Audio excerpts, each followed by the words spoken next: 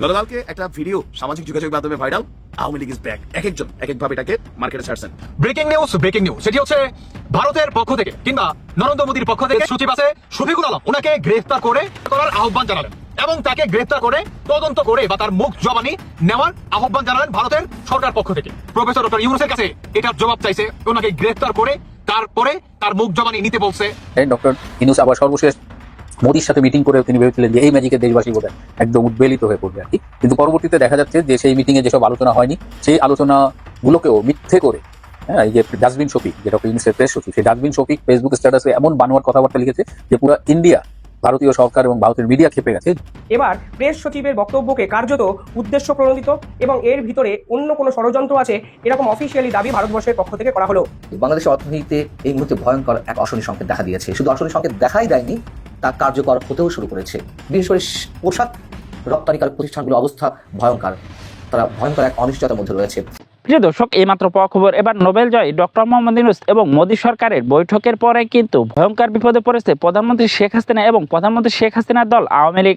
আপনারা এই ভিডিওটা শেষ পর্যন্ত দেখলে কিন্তু বুঝতে পারবেন আসলে এই ভয়ঙ্কর বিপদটা কি, তাই না টেনে সম্পূর্ণ ভিডিওটা দেখে যাবেন। আর আপনি যদি এই চ্যানেলে এখনো নতুন হয়ে থাকেন তাহলে অবশ্যই আমাদের চ্যানেলটাকে সাবস্ক্রাইব করে আমাদের পাশে থাকবেন, যাতে করে এমন নতুন নতুন আপডেট ভিডিও সবার আগে আপনাদের হাতে পৌঁছে দিতে পারি। তাহলে চলুন কথা না বাড়ি মূল কথা আসা যাক।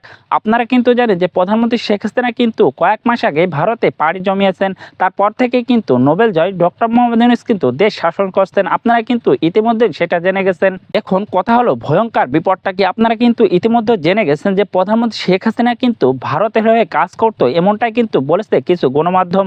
তারপরে কিন্তু যখন ডক্টর মোহাম্মদ ইউনূস ভারতের মোদী সরকারের সাথে বৈঠক করেছেন, আধা ঘন্টার ব্যবধানে কিন্তু সম্পর্ক একেবারে বদলিয়ে গেছে।